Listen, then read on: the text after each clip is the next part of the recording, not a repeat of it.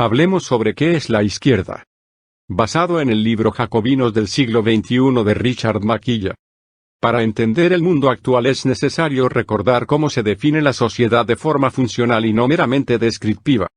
Así pues, en lugar de definir a la sociedad en clase alta, media o baja, es mejor clasificarla por su función económica como gran burguesía, pequeña burguesía y clase trabajadora o asalariada. ¿Qué es la gran burguesía? Podemos definirla como a aquellos grandes empresarios en la que cada uno tiene una participación importante en la economía de un país, y en la que cada nuevo competidor les resulta en una amenaza para sus intereses por la escala de sus operaciones. Para ellos es muy importante lograr el control monopólico de su negocio o industria. ¿Qué es la pequeña burguesía? Diremos que la pequeña burguesía lo conforma todo comerciante, profesional, propietario de algún taller o agricultor de parcelas cuya actividad económica por sí solas no influye sobre la economía de un país, pero que paradójicamente, en conjunto representa la principal fuerza productiva como veremos más adelante. La pequeña burguesía tolera mejor la competencia, es más, muchas veces la requiere o necesita, como por ejemplo, cuando se juntan varios en un local o en una calle para ubicar sus comercios o talleres como tiendas para muebles, ropas, productos ferreteros o comestible, hasta consultorios médicos o jurídicos.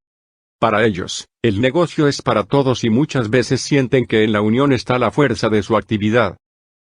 ¿Qué es la clase asalariada o trabajadora? Ahora nos referimos a la clase asalariada o trabajadora como aquella que solo tiene su fuerza manual o intelectual como medio de ganarse la vida.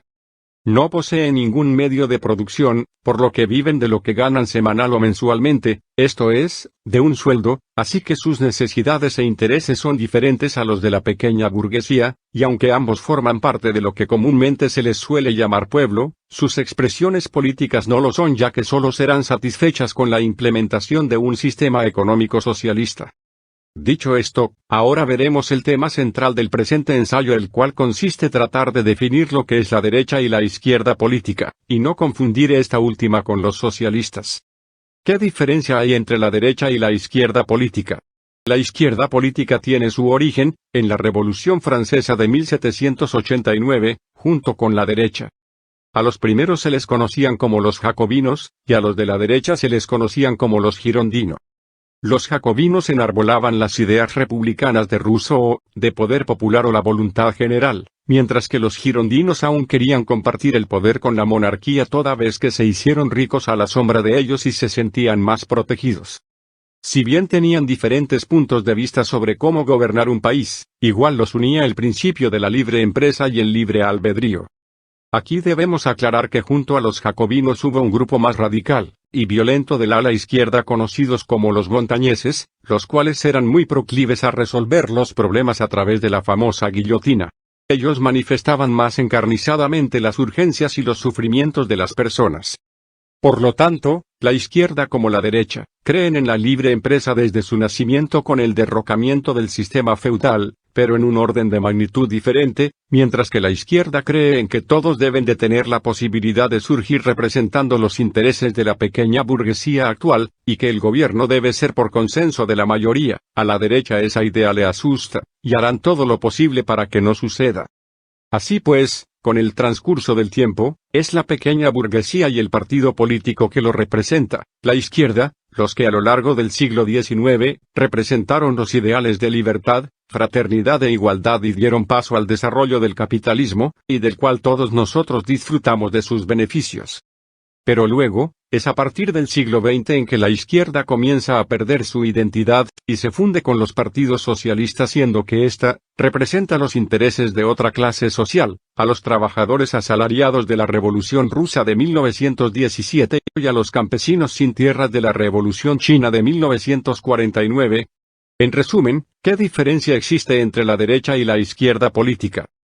Si tú crees que lo mejor, y más justo y saludable es el darwinismo social, esto es, la sobrevivencia del más fuerte y que el Estado debería de ser un Estado mínimo que solo se dedique a la protección de la propiedad privada, y que ante los casos de población vulnerable siempre se pueda recurrir a la caridad de lo que te sobra, entonces eres de derecha y lo más probable es que pertenezcas a la gran burguesía o con muchas aspiraciones a serla, porque puedes.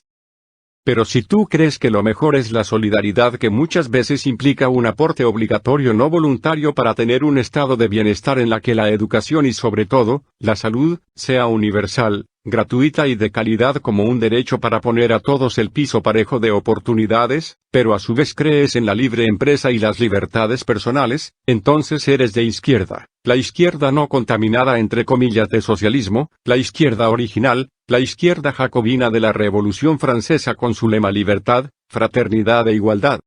Luego, en nuestros tiempos es la pequeña burguesía de comerciantes, profesionales, artesanos, agricultores de parcelas, taxistas y ambulantes la heredera de esas consignas libertarias defendidas por la izquierda jacobina que cree en la dictadura de la mayoría, una izquierda que cree en la igualdad, no de talentos o dones ni recompensas, sino de oportunidades en la que todos tengamos buenas condiciones de vida, y así nadie acepte un trabajo en condiciones de explotación o comercio injusto.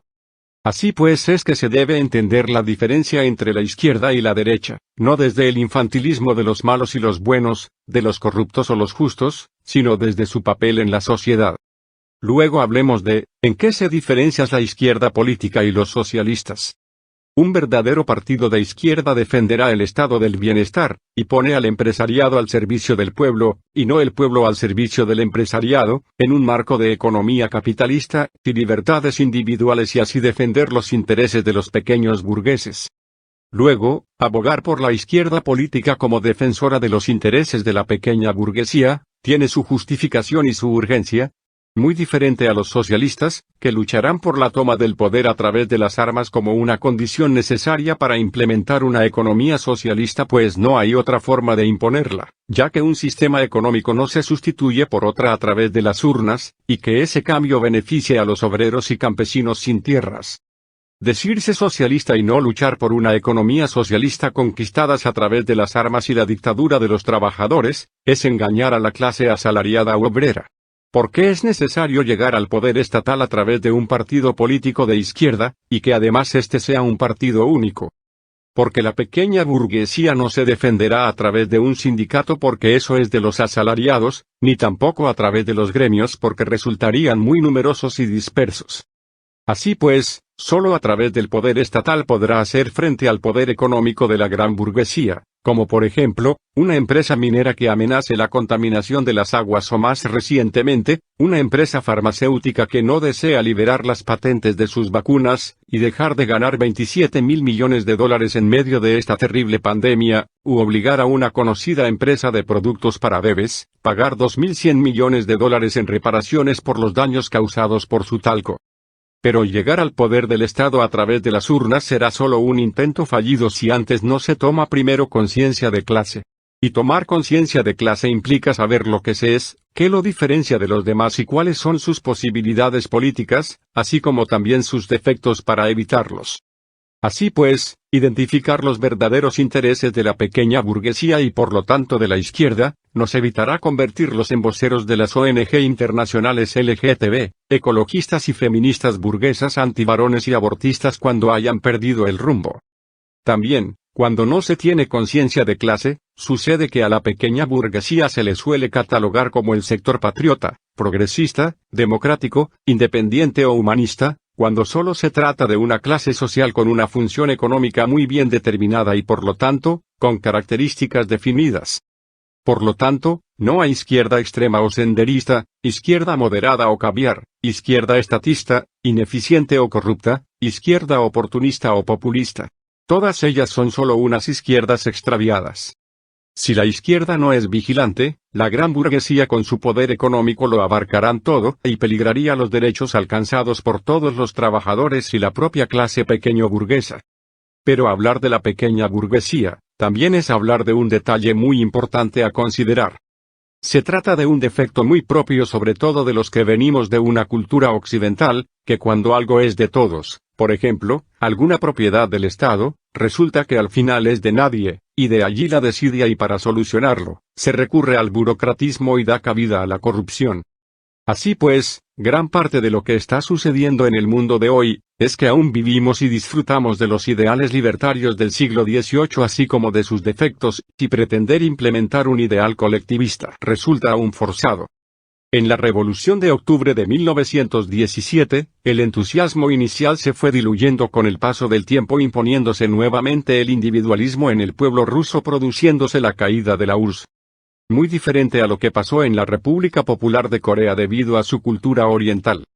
Quizás también sea esa la explicación del por qué el capitalismo estatal chino no devino en restauración del poder de la gran burguesía, sino ver lo que le pasó a Jack Ma de Alibaba, al tener el Partido Comunista un control legitimado debido a su cultura paternalista oriental.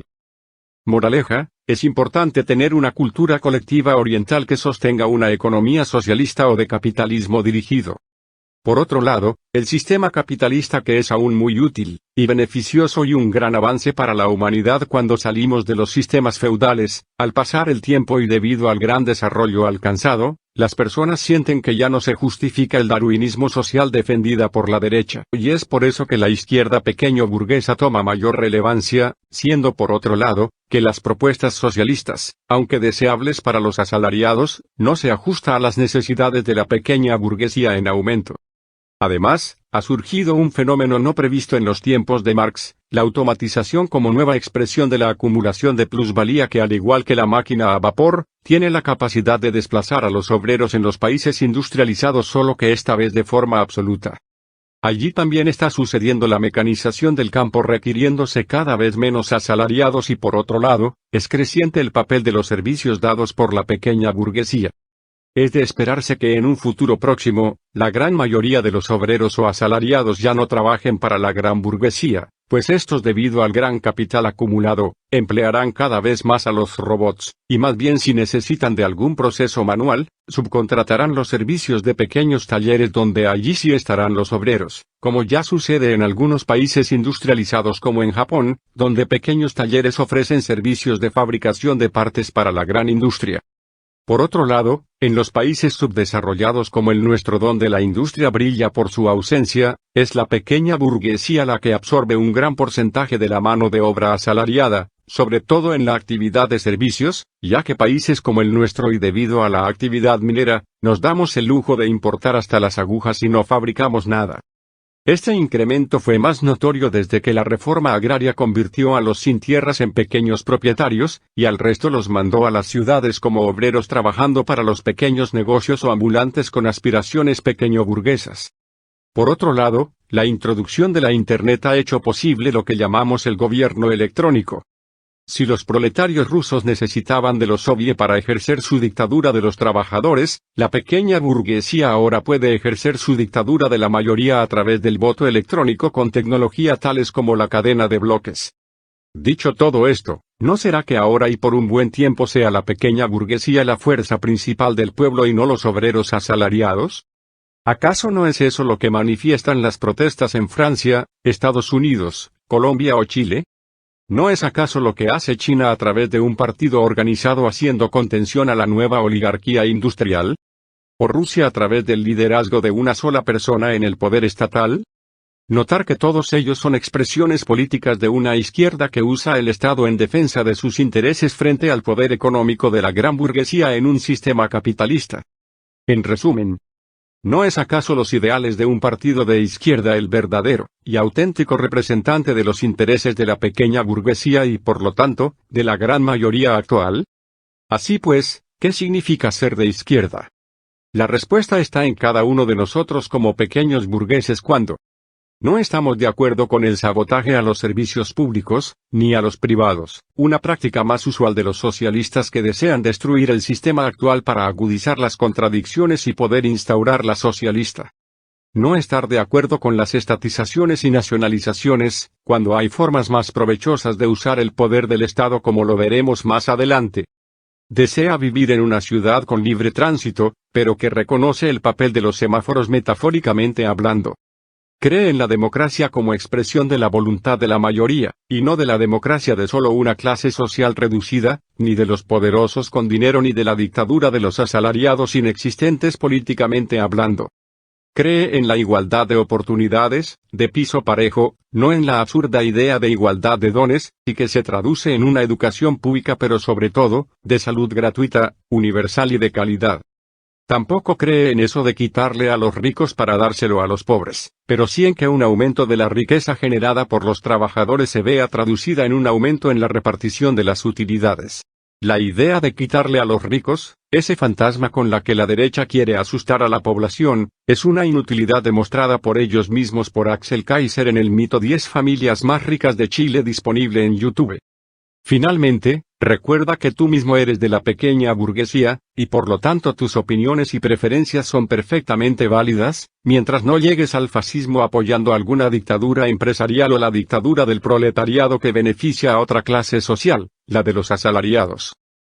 Luego, para el caso de la defensa de los intereses de la pequeña burguesía a través de un partido de izquierda, propongo que ésta debiera de ser de partido único, una práctica tomada de los verdaderos socialistas, y eso es así por nuestra cercanía a ellos, en la que todos los candidatos se presentan a elecciones internas. Eso expresaría el carácter democrático del partido. No hacerlo así, indicaría que se está incurriendo en un vicio típico de la derecha, las pugnas de poder y la exaltación individualista, sino, ver la cantidad de partidos de derecha que aparecen. Una izquierda verdadera no debe cometer ese mismo error, es más, será uno de los indicadores de si realmente es un partido de izquierda.